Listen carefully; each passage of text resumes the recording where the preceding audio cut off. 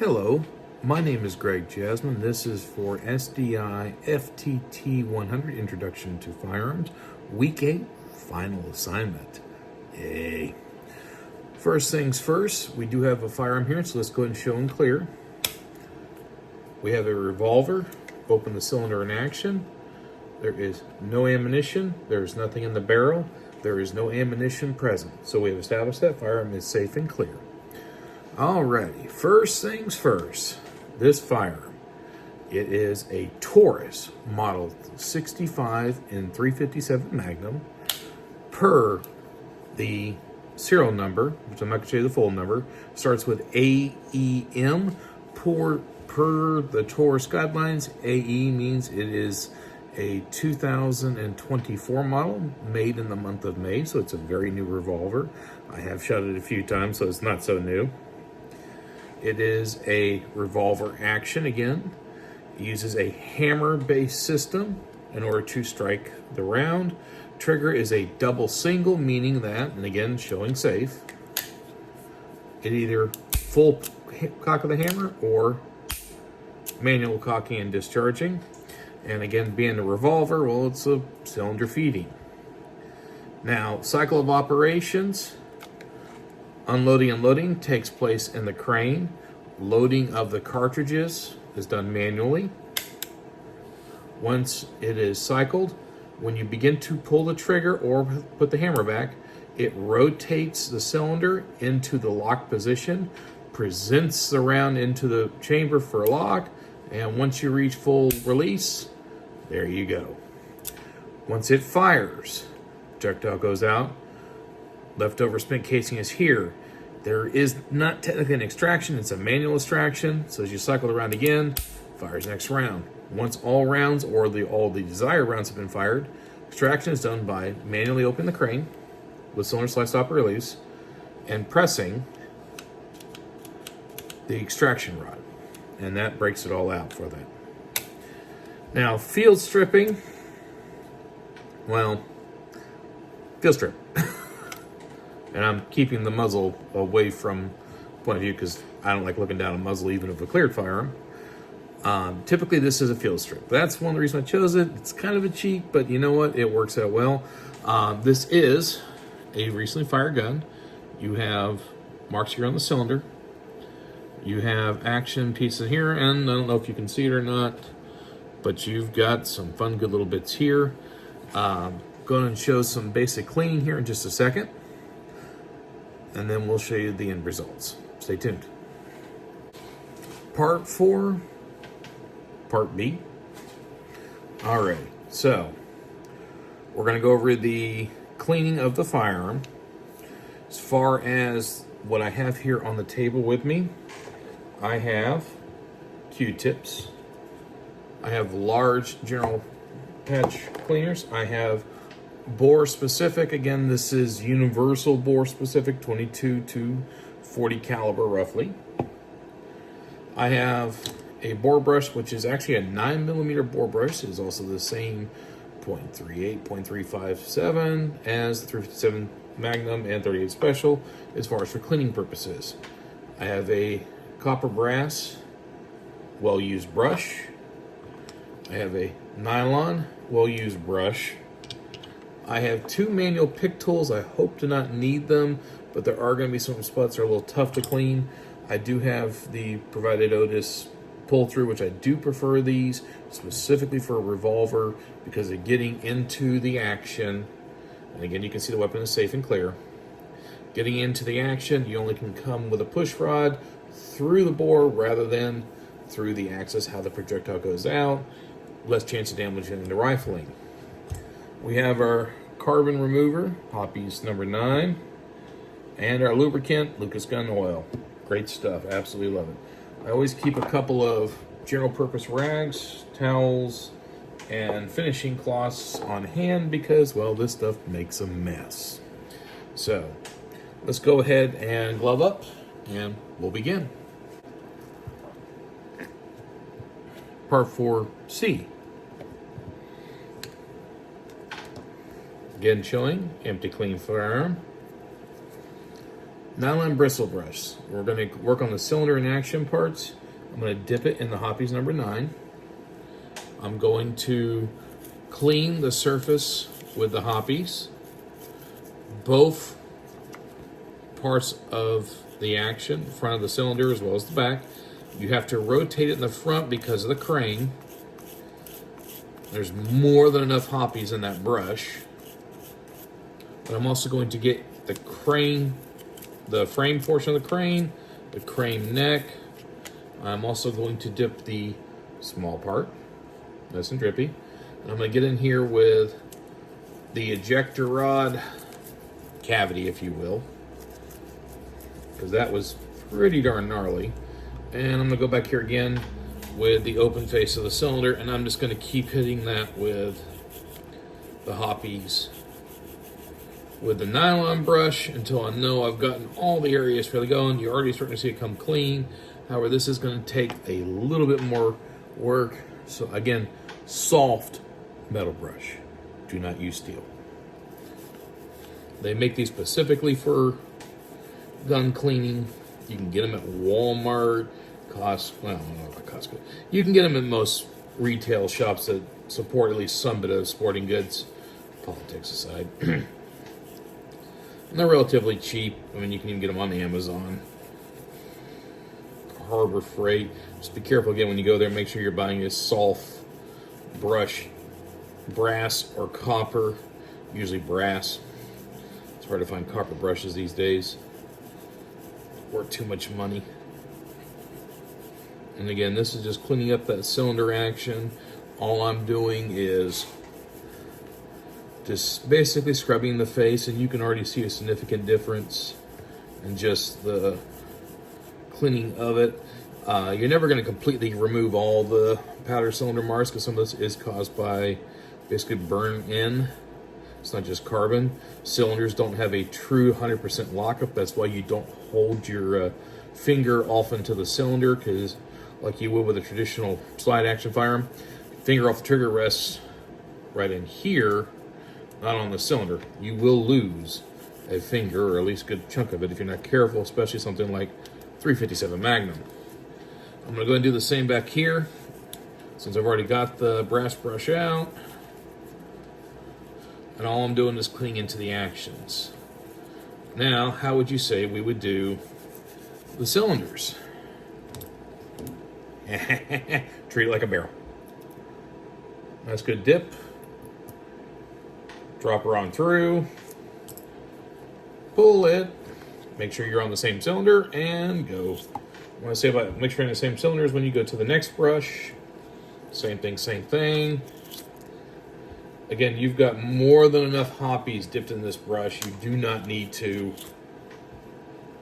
really re-lube it. You shouldn't have to. If you do, I understand, or not re-lube, but reapply the Hoppies. Keep your count. Pay attention to what you're doing. Having a nice, good, clean, efficient workspace makes all the difference in the world. I would say having a nice large bench would be advantageous. I've only got about a 4-foot here. You can see I share with some machine equipment here because I do use it for holster manufacturing as well. Alrighty. Q-tips. Let's go on the cylinder action. Get in there. Don't know if you can see that or not. Yeah.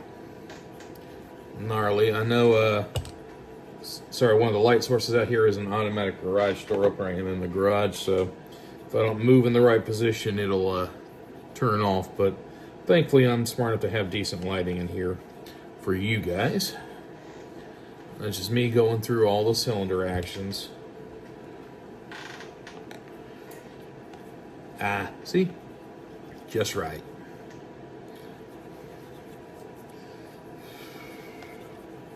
Just going here and just getting, they're all going to come out dirty.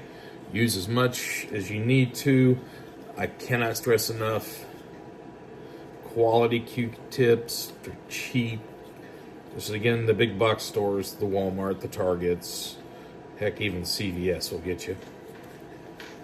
I will take a normal or the oversized patch here, and what I'm going to do with that is I'm going to get in with my fingers on the front of the action cylinder here, and just pressing in. You can see what's coming off of it. And this is just me actually pressing it in. The reason I'm using the cotton patches here, one's a little cheaper than using 30 or 40 Q-tips at a time, and two, it's going to come out dirty either way.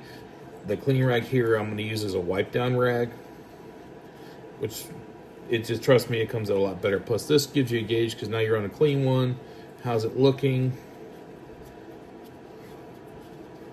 Like I said, I'm actually putting my finger in there. Comes out a lot cleaner. Alrighty, cleaning rag.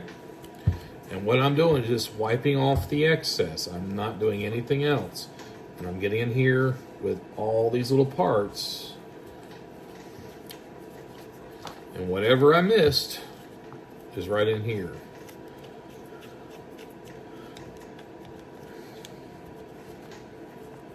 Get in here. You got to be careful with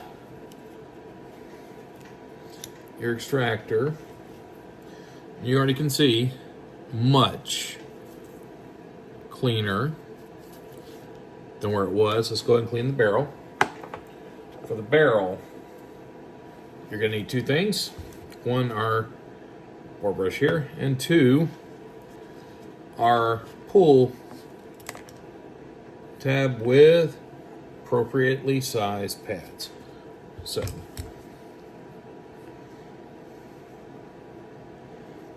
go and do that. We're at 13 minutes here. I'm gonna try. This one was not time specific, so I'm gonna try to keep this under the 15-minute mark if I can help it. So we have a good pad here. Am I gonna pre-soak a pad? No. I'm gonna do the same thing I did with the bore brushes. Again, dip it. It's brass in there. It's insert. I'm gonna go down in the muzzle. Again, that's the benefit of this kit system. The fun part is getting the last little bit through. And I use the longer tube, so I do apologize. I'm going to go against the action as much as I hate that. Wasn't going to continuous one. Sorry guys, this is not my normal 357 revolver cylinder one. I have one that's clipped down about a ½ inch, and it fits through there. This is not the correct one. It is the correct diameter one. It's my new one. It's the one that I had in here previously from cleaning my 9mm Glock. So I'd be honest with you, that was my screw up. So we're gonna put one more time through. Done. Patch.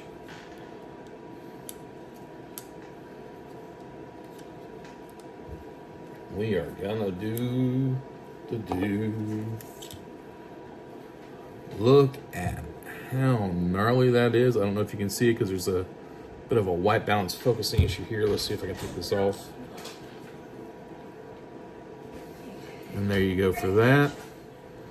Now you can see how nasty that patch is there. Yes, there was a slight little break there. Kind of getting ripped. I do apologize. Again, we're showing firearm clear. Let's run some more patches through, guys. At least with this one, we can run the patches through the correct direction. And yeah, I don't like wasting bore brushes, so this one there. And we can see that's already starting to come a little bit cleaner. It's still kind of gnarly. We're going to be there for a hot minute. All right, apologies for the cut there. Back a third time again, showing safe and clear.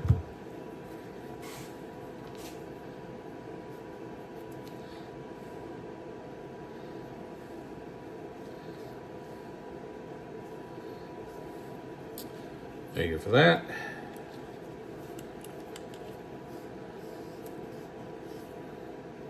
There we go. Still got a little bit in there, guys, but it's definitely coming out much, much, much clearer. Just keep running the patches on through. If it's excessively dirty, this one is not. I didn't shoot that much on it, and it was fairly clean powder I used. Again, with this, Showing through and showing this patch, and it's clean. So that is cylinder action, internal frame, working parts, barrel, clean. Lubrication. This does require a minor bit of lubrication. Again, I use the Lucas gun oil. I only put it on the necessary parts. So we have the extractor arm, which I do find it is easier to do with, get your thumb pinned up in there and just put just a little bit around. You don't need a much. That is an area that can gum up immensely. Just up and down, up and down, up and down, like it's a pogo stick.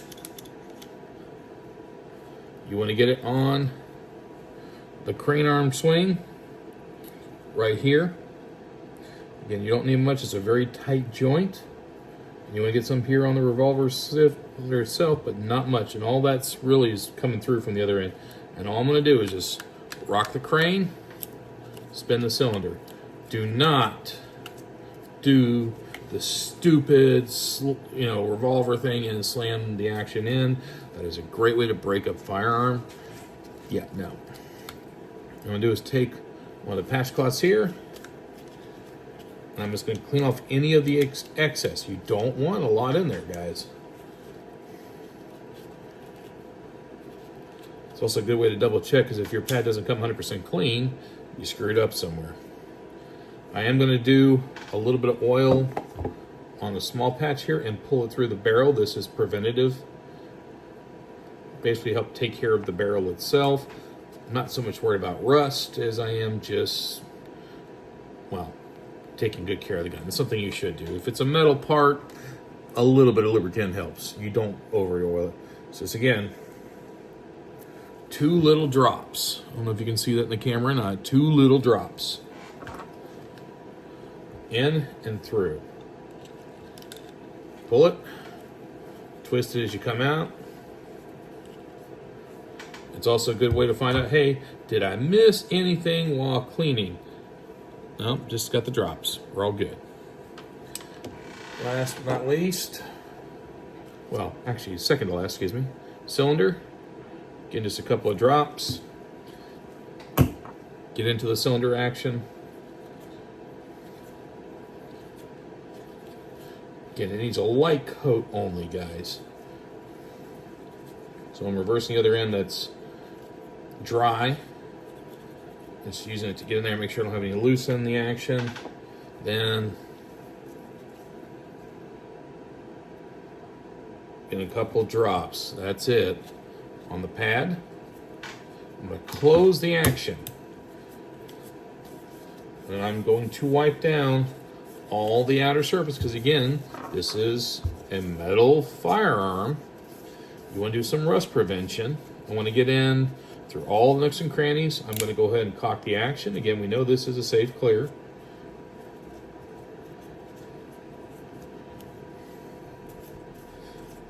One clarification is both a hammer and a striker fire system, as in the hammer is no spur, the actual firing pin is internal, but it is still a hammer fire system. So get in there. I'm going to cycle the action one more time. And what that has done is move the cylinder into a different alignment. Now I'm going to reopen the action and take my finishing cloth. I'm just going to get in there with all those parts. Remove any excess oil.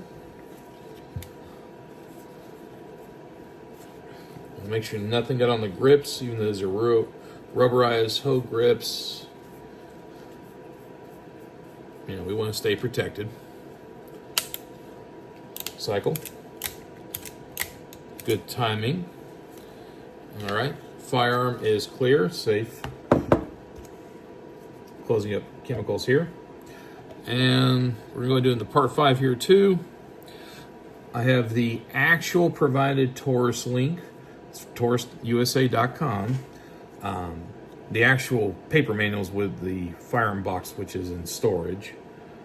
But this contains all the model specific information. We're a medium frame. We're a model 65. provides all the specs. And if you go down further, and this is true for all Taurus firearms, exploded view, Taurus Model 65 with the full schematics. This is straight from the manufacturer. You can't get any more accurate than that. Well, that's it. This is the last of FTT100. See ya.